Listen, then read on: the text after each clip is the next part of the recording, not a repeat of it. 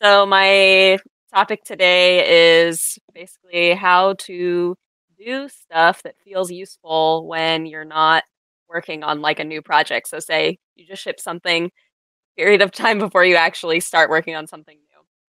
And my name's Nina Freeman.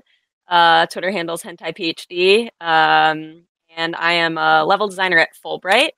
I also that's like sort of my full-time day job. And then outside of Fulbright stuff, where I recently helped with Tacoma, I do sort of like side projects, personal projects, with different teams. So I've done lots of personal games, not with like one group. Usually it's sort of me leading the charge, and then I have different collaborators come on that stuff with me. So some of those games are Sybil, which I have an image of here.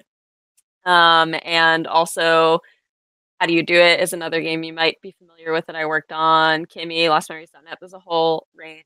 I'll bring up some of them during the talk. So yeah, that's me. So yeah, what what am I doing when I'm not working on a game? That's what the whole point of this talk is, right? So I used to have this really bad habit of like rushing into a new project right away when I had finished one, just like not taking any breaks. And I sort of pretty quickly, or not actually, it took me a long time to figure out how bad that was for me. Um, and before I get into the details of how I learned how that was bad and how I learned to like cope with it and do more healthy things and productive things with my time, I will say that the advice I give and the story I'm telling about myself, I'm super privileged to have like a day job where I am allowed to like do my own thing outside of work. And also I can do nothing in my free time if I want without having to worry about, my income because I have that full-time job. So I'm in sort of a privileged position to be able to like have that space to figure out what I want to do between projects without having to worry about money because I still am working on Fulbright stuff. So some of my advice might be better geared towards people who are like working full time and trying to do their own personal projects on the side, but it might also apply if you're doing your own thing full time. But I just wanted to sort of put that out there. So what did I do? Sorry, y'all can hear me. Okay, so I'll start off by telling you when I last took one of these breaks. So I've shipped actually 19 games, which sounds maybe crazy, but a lot of them are small. I've shipped 19 games since I started making them in 2013, and only one of them was like a multi-year full-time project, which was almost all of the other 18 I was working on in my free time outside of work, one after the other, after the other, after the other, without many breaks. So while I was working on Tacoma specifically, which was about a 3 or 4 year dev period from like 2015 to 2017, I shipped like 3 or 4 games like while working on Tacoma. I was always like psyched to ship a game and come up with my next idea, even when I was working on Tacoma. And in the moment, it felt like a really good place to be. I was really happy, like, to be working in games full time and working on games outside of work, and it was like super awesome and felt really good for a surprisingly long time. But then towards the end of that, like when we were getting close to shipping Tacoma, and I had just shipped LostMemories.net, I started to feel pretty burnt out, as you would expect. And I was like, okay, this maybe doesn't feel as fun anymore. So I should probably like change how I'm doing things. So LostMemories.net came out in 2020, and I shipped that. Tacoma shipped, and then I was like, I'm not working on anything right now. I suddenly had no projects lined up. I had no commission work lined up. I was like, this is the first time I've had free time in ages. So what should I do with it? At first I was like, I almost was like, okay, I'm gonna start a new thing, right? Like maybe I'll take a month off. And then I was like, okay, wait, no, the point of taking a break is to like actually put time and effort into the taking the break. But breaking a habit can be really hard, especially when you're like used to making a game after game after game for many years. So I was like feeling disappointed in myself at first, and like I wasn't having any new ideas right away anyways, and that made me feel kind of bad about myself. So I had to like sort of take a step back and be like, okay, if I'm really going to try and take a break, I need to not let like the lack of ideas stress me out. I need to just like focus on something else, maybe even not games related. Um, Although that's incredibly hard for me because I love games. So I decided I'll just play more games because when you're making a lot of games, turns out it's really hard to find time to play games and actually enjoy it. So I started playing a lot of games for the first time in ages. I got super into Overwatch at this point, and I was playing a ton of that. And I think this happens to a lot of devs where they're like working on stuff really hard and have trouble finding time to play stuff. And I think that can affect you as a designer a lot because like you can learn a lot from playing other people's games and you can be really inspired by them and influenced from them. I think this goes for any medium. So I think it's a real shame when like a developer feels like he doesn't have time to play anything because it's going to be hard to like find inspiration potentially if you haven't been, you know, able to have fun with that stuff. So I was playing a lot of games, but I didn't think that that was like the perfect solution yet because I was playing the games and sort of looking at them all like very critically and maybe not having as much fun with them as I could. And I was like, I should be able to play games without it having to relate back to work. So maybe I should take a step back from this too. Even though it helped with like my anxiety and my burnout and stuff. Ultimately, so I started to feel like making a new game again, and I was like, okay, I need to like take a further step back and try and deal with this. Um, so I asked myself if I had any other hobby-like pursuit uh, that I could use to sort of redirect my mental energy further from playing games. So yeah, I was like trying to play more games for a while to sort of like, you know, prevent myself from working on a new project. So that's sort of where I left off. And yeah, I was saying that that still was like relating almost too much back to work, and it was making me want to make something right away again, which was bad. So I was like, okay, this is it's like not the point of this experiment. Um, so what did I try to do next? So I looked to streaming, which to be fair, I was streaming games, so I was still playing games, so it's still like kind of related.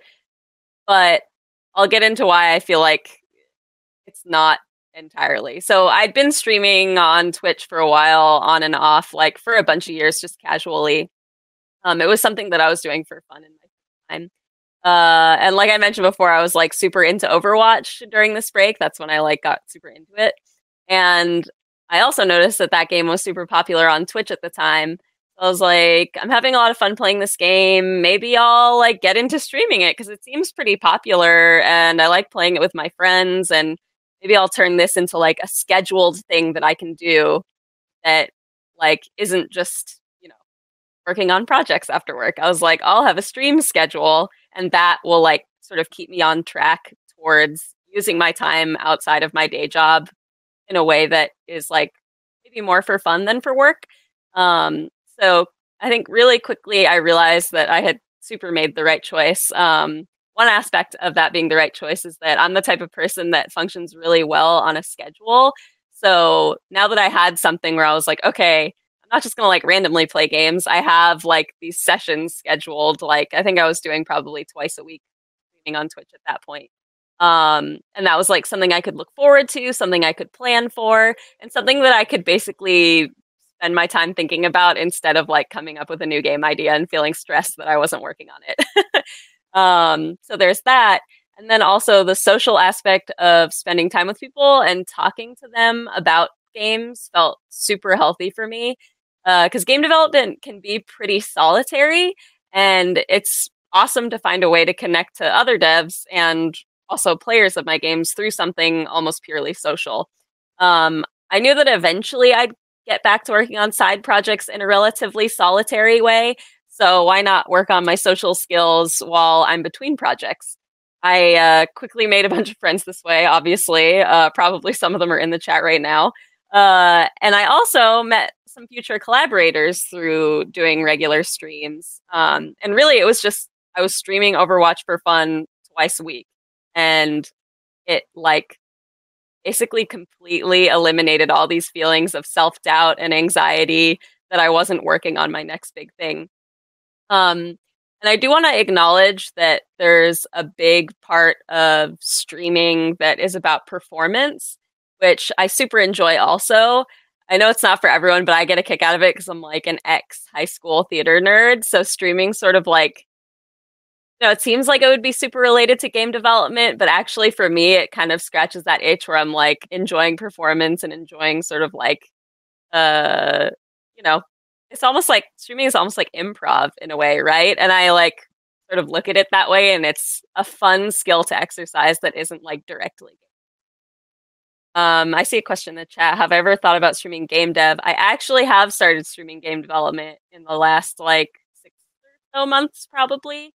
And I can get more into that a bit later, but that's been really but for most of the time I just stream games.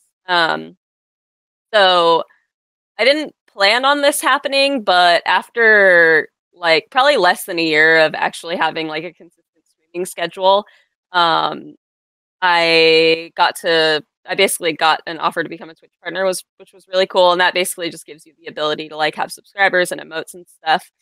And I didn't plan on this happening; like it wasn't really a goal of mine either. I just got this opportunity, and that opportunity coming up sort of caused me to like look at all the work I'd done streaming that I wasn't thinking about as work, that I was thinking about as just for fun. And I was like, oh, okay, actually, maybe this pursuit I've been doing can be recontextualized as more than just a social space, and that I can have like sort of longer term benefits than it being something I only do when I'm not working on a side project. It made me realize that like, oh, I might actually want to keep up with my stream once I start a new project.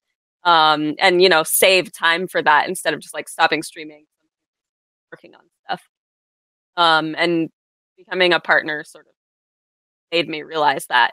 It was something that I could focus on between projects and during projects that was both healthy for me and also a sort of good benefit to like my career, because it helps me like grow my brand and like my community, and it helps me also earn a little extra money to support my own work and my side projects. So it kind of checked all the boxes suddenly. I was like, okay, weird. It's like sometimes something like a hobby like that can just turn into something much bigger and really improve other aspects of your life. So now, sort of to move on from that and to expand on it, I've been partnered for like over a year now, and streaming consistently for longer than that. And I've really seen the benefits of it. It's helped me connect with folks who enjoy my work more than any other outlet. So more than conferences, more than festivals, more than Twitter, more than like, I don't know, there's like a million social media things out there, right? More than all of that, like Twitch streaming alone has made me feel more connected to like my audience and with myself. And it's given me more context to understand how I can grow as a developer and learn from the Twitch space, which I think is becoming a more and more important part of our industry all the time. Um, so as I was thinking about all this stuff and I was streaming a lot, I was also watching more people's streams and watching them and sort of like looking at how they were building their communities. And I found that stuff really inspiring. Like I like Adam Koebel's stream a lot, for example.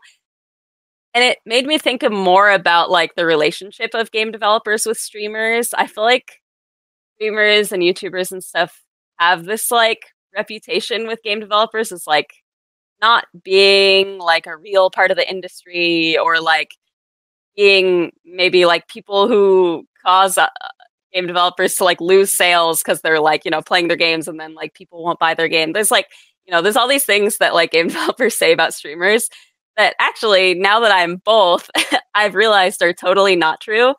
So I really encourage, game developers to kind of like look at Twitch from a more positive lens and see like how we can kind of collaborate with the streaming space. how you can actually really like learn a lot from streamers who are definitely like a really important part of the industry. Um, like streamers are they're like we all exist in the same ecosystem and help each other out, right? They're not just like walking billboards. You know, they're like real people with real thoughts about games. They can give you really positive and interesting feedback and also help you share your game and get more visibility. Um, and then I think even more importantly, any game developer can also stream and can build a really great audience in that space. I know streaming isn't for everyone because performance stuff can be a real challenge for some people. I know, you know, social anxiety and stuff. I totally get it. Stage fright, a real thing. But if you feel like it suits you, then I would recommend like any game developer get into it because I feel like the benefits are just like huge. And understanding that space as a game developer is going to become more and more important, I think.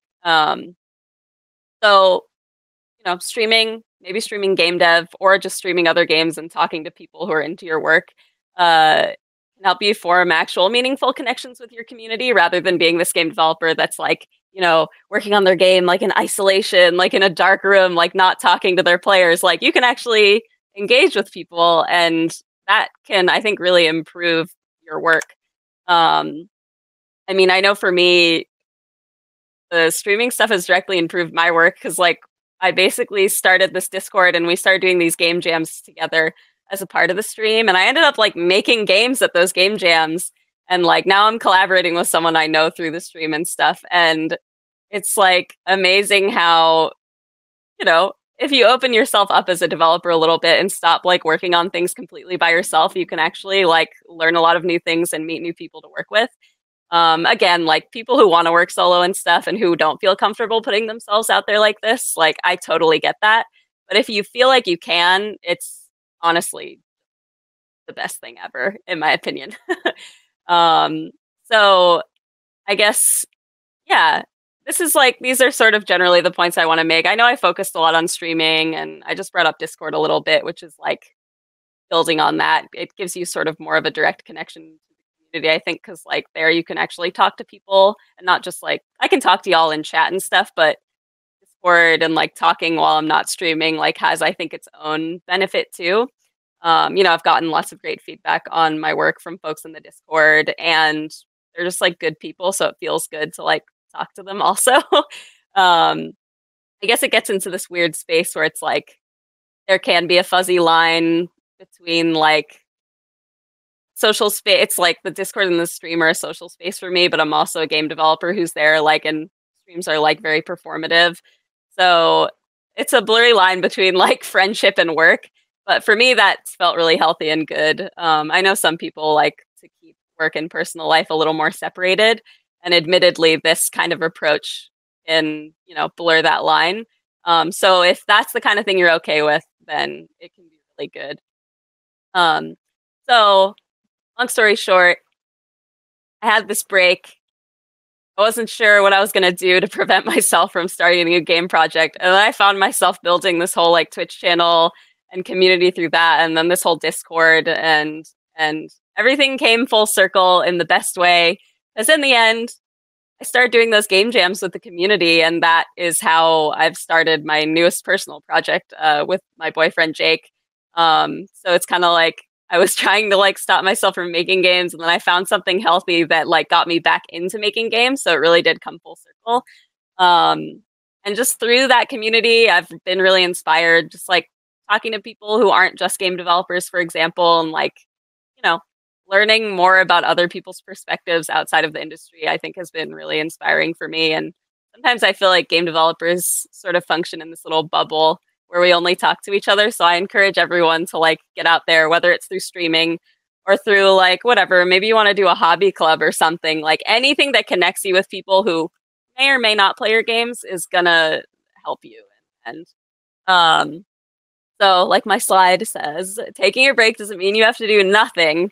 You can find something you enjoy, a hobby, maybe it turns into something that affects your career. But ultimately, whatever you do will probably come full circle and end up helping you out. So that's, I guess, my personal story around that kind of stuff. And I would love to turn this into like more of a conversation with the chat, or with Larry and Brandon. I was just gonna say, if you wanted to turn this into more of a conversation, you've come to the right place, because that's exactly what we're gonna do. I basically wanted to like share my like experience of this, like taking a break and finding something that was great. Like, I know that's how I did it, but the way other people do it is going to be super different. And I'm like happy to help people brainstorm and like think of other things. There have been other times where I've taken breaks and gotten up to other things. This was just like building my stream was probably the most significant thing that I've tackled during a break project. Well, I find what's interesting is even in you taking a break, you still wanted to do something productive, right? A lot of people, when they take a break, that means like, I don't want to do anything that requires my input. I just want to be somewhere stationary and receive something, right? Like watch Game of Thrones, or, you know. Pretty much what we're going to be doing after this. But it's very important in this day and age. Streaming is a huge part of being a game developer. So obviously everything that we do is towards being a part of another community, opening up the opportunities, right? Streaming is definitely one of those things that to interact with someone, with your community in real time, just like games are for the 3D industry, right? It's great. It's actually very insightful that you were talking about how even taking a break, you found yourself kind of accidentally building up your stream community, and now it's something really big and something that you enjoy doing, and it's hopefully less effort, right? Obviously, in terms of it's more natural. Hours into it, but it's definitely something that takes up, like, doing a personal project and the stream outside of my day job is pretty tough sometimes, but because it's on a schedule, like, I can plan for that stuff, which makes it more, you know, doable. I feel like the power of scheduling is just like a lot. So I did want to ask you then, if you don't mind me jumping in, do you find though that having like a set schedule for like, okay, today I'm going to do like an hour of gaming, when that hour is up and you're like, all right, you know, time for discipline to kick in, get me out of this chair and go back to work, do you ever find that you still long for like, I wanted 30 more minutes, or I wanted another?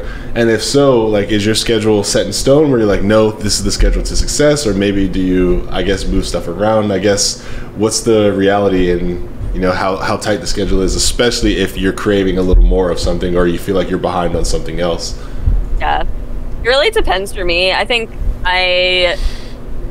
as I've gotten older, I like, even though I still have personal projects, I find I like spend actually like less time working on them in my free time than I used to, because I'm like better and faster at making games. So I feel like it kind of depends where you're at. But I find like my scheduling solution for that stuff is like hopefully book a show or something, or like have a deadline that I can create for myself that motivates me to like get things done specific to that. And that's sort of like the structure that helps me. Like right now, Jake and I are working. We're showing our game. We met in May at the Mix next week at E3. That was like, that was the thing that like got me on it and got me, you know, to feel like I had some structure and ability to like actually finish it. And yeah, so that's good. And like I still keep up with my stream even when I'm like super deadline. I try to be super about it. I feel like that consistency is really important when you're building a community and when you're like trying to sort of like succeed at that. So yeah. Wonderful. So we should take that into account and try to continue to build ours with some consistency. Yeah. I mean, it's very true. I mean, anything that people can rely on you for, even if you're building up your own stream or your branding, it's showing up to work on time. I mean, everything that is towards improvement, you have to have some type of reliance and accountability for everybody to kind of be able to tune in and be like, hey, this is my favorite streamer or my favorite developer. This is my time to kind of ask for advice or watch for entertainment, whatever it is. Yeah. And it's true. It's just anything that involves for you to get better at it, you need that consistency. It makes a lot of sense to me. Also, like specifically related to like how I was doing the streaming between projects. I think it was also a good way because like I was releasing side projects like pretty consistently for a bunch of those years ago, right? And then I have this long break, so I'm losing that consistency with game releases. But the stream like helps me still maintain like visibility and a connection with people who are trying to follow my work. That felt like a good way to like compensate for like not releasing something for a while and like not having that consistently schedule. And I think that that's a pretty big benefit too. Although I will emphasize that like it's just streaming for me is so weird because like it is part of my career, but it's also just like such a positive social space that I think I would still be doing it even if it didn't have like all those benefits to like my games work. Well, I got a question for you in regards to accountability. Since it sounds like you'll stream games and you'll be doing it for entertainment's sake at points. So like you said, you were playing Overwatch and having a good time, and you said that your communities were mixing. You have people who follow your development were watching your stream. Do any of them ever gut check you like, hey Nina, when are you gonna update that thing, or when are you gonna put a new level or write a new character? See you over here trying to guard the node. I guess no, they're like my.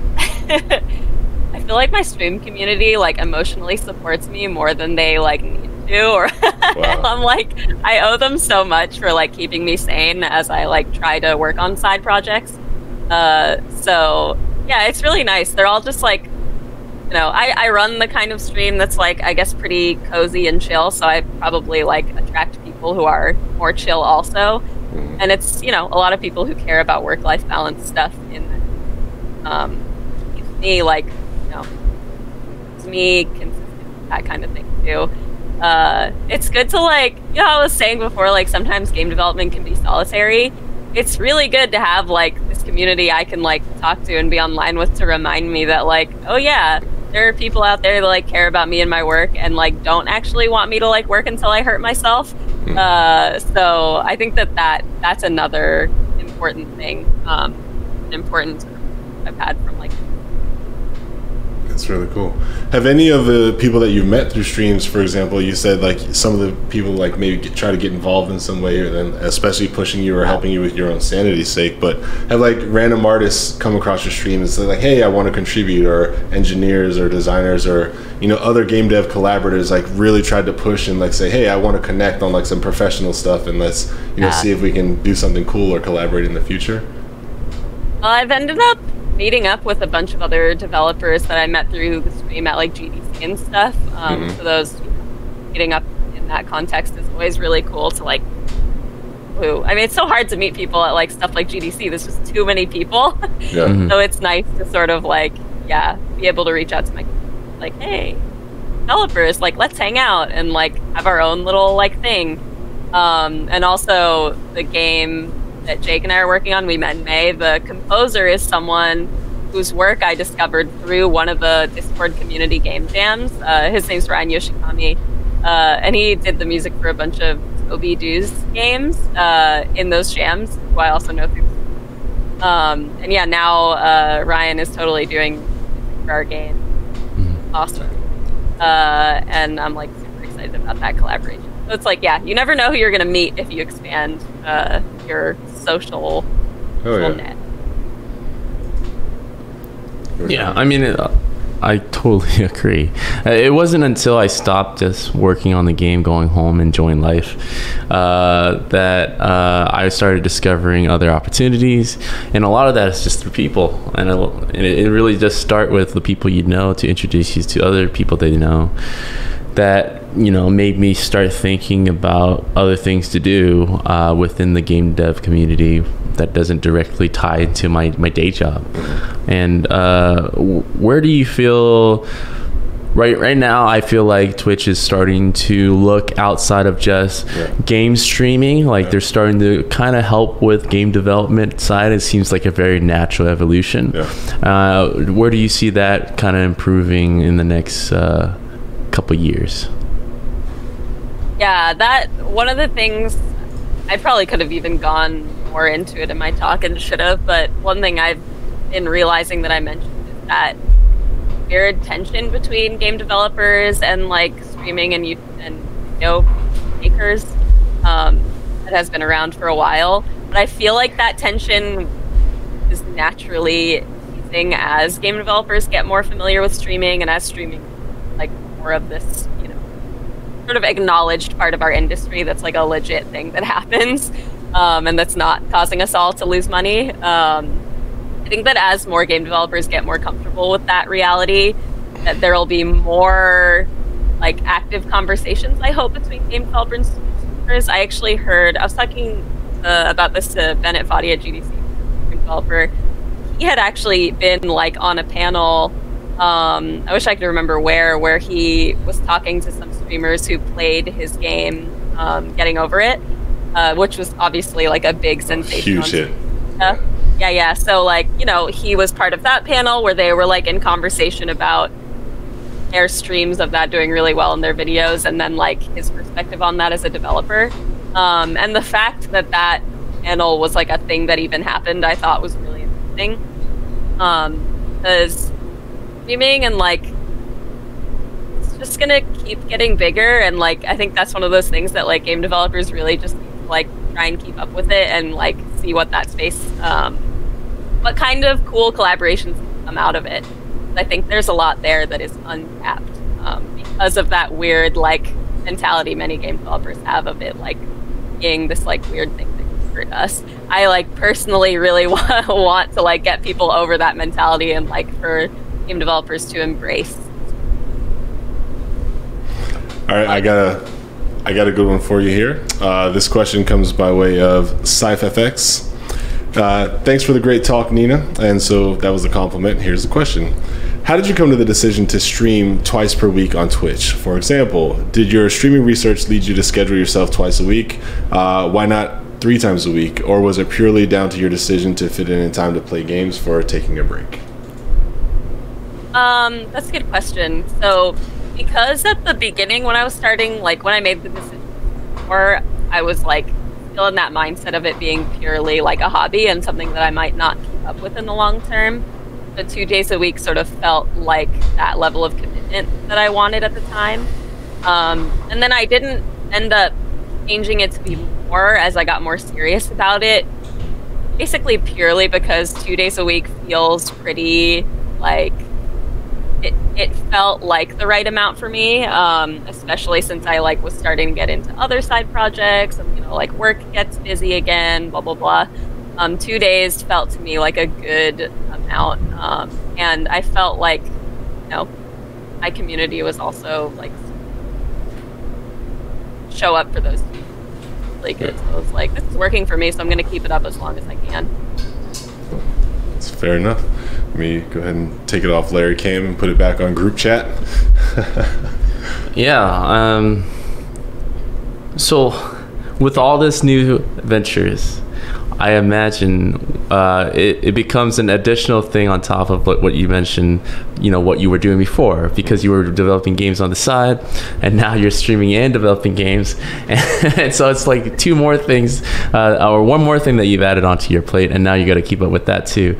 But obviously it's giving you the peace of mind and sanity, and it's giving you like emotional support when you need it. So it actually is kind of helping to solve the working yourself in the corner in solitary type of mentality, which a lot of indie devs are kind of going through when they decide to make games on their own.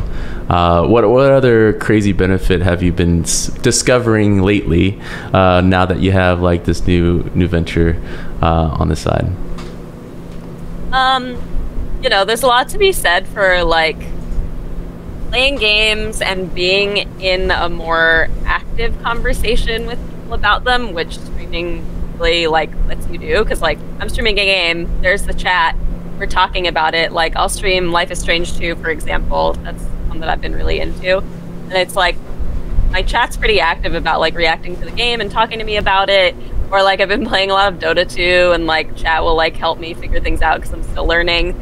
So it's like I think having those conversations is really cool because like you can see different perspectives on the game that you're playing outside of your own.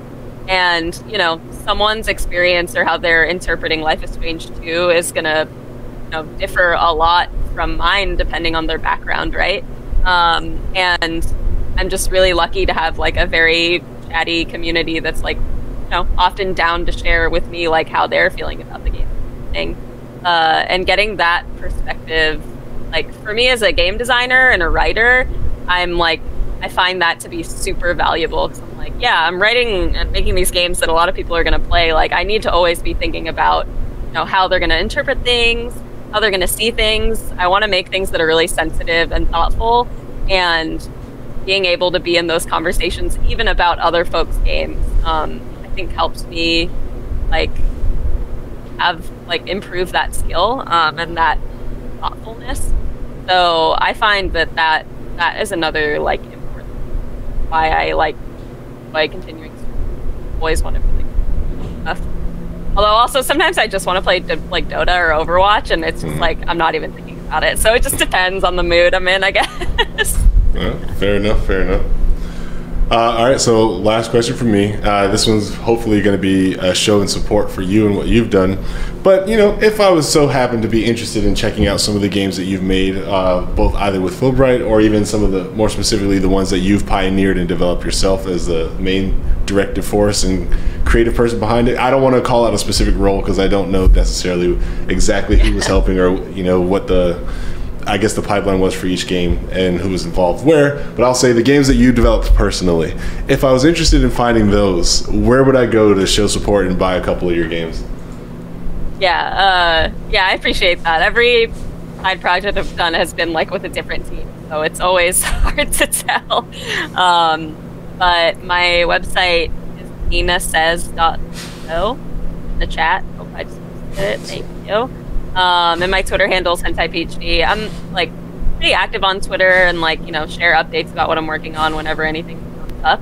And I mentioned my Discord as being a big part of this community building thing that I've been into. So if folks want to join the Discord, also that's another place where I share updates and also just hang out and chat with people about whatever. Like I said, for me, a lot of it is just socializing. So yeah, those are probably the best places out what I'm at. All right, Nina, thank you. Well, I know where I can go buy some new games. Yeah. Well, is there anything cool or new that you're working on or excited to tell people about other than game development or Twitch related things? Well, game related, I guess I should share. Jake, my partner, and I are going to be at E3 next week showing We Met in May at our game we're working on, my latest side project. It's basically a romantic comedy game about us. Hey. We play through, it's like a collection of vignette games about different dates. Oh, that must have been real special for you guys to develop. Yeah, it's fun. We're still working on it. It's in development, so we're going to show a early version. Okay. I'll be talking more about that. And yeah, I don't know if I have anything else to plug otherwise, really. Other than shout outs to my Twitch community who I adore. I obviously wouldn't be doing this talk if all weren't the best ever. For supporting me always in the best possible way. Yeah, definitely shout out to the Twitch community, both ours too, because we would have had so many more technical problems if it weren't for them letting us know, hey, stop, we can't hear, because I would have just kept on going for hours. Yeah. Oh my god, that happens to me on stream all the time. I'll be muted, and my chat's you're literally muted. I'm sorry. So that is a lot different. Yeah, it's actually pretty fun. It's been very educational on our part, and we are starting to see what exactly you're talking about for the streaming community, and you have inspired us to go that route, and we look forward to growing that community as well. Thank you so much, Nina, for joining us. It's been a pleasure, and so happy to have you on another platform. Thanks for doing the podcast, and now thanks for being the anchor on day 3. G-Ducks, the very first one ever. We're going to enshrine your name in stone that can't be broken. And for generations and generations to come, long after we're gone, when the aliens show up and want to know what the humans did, they're going to see that stone and be like, wow, G-Ducks Day 3, anchored by Nina Freeman. Don't know who she is, but she was probably pretty awesome. Well, thank you so much, Nina. Sounds good. Yeah, we'll definitely keep in touch. And thank you so much for ending G-Ducks on such a good So happy to have you. congrats on finishing it. Thank you. Yeah. Thank you. Well, good luck on your game at E3. You heard it here. We met in May. Look forward to that at E3. You can see the game that Nina and Jake have been working on. It's going to tell, the story of their relationship through some funny dates and vignettes. So that's a very interesting experience that I would love to get my hands on and check that out. You know me, I'm a sucker for those types of games. With that said, Nina, I guess I'm going to wave goodbye to you. And sadly, I think I might be soon waving goodbye to our audience as well.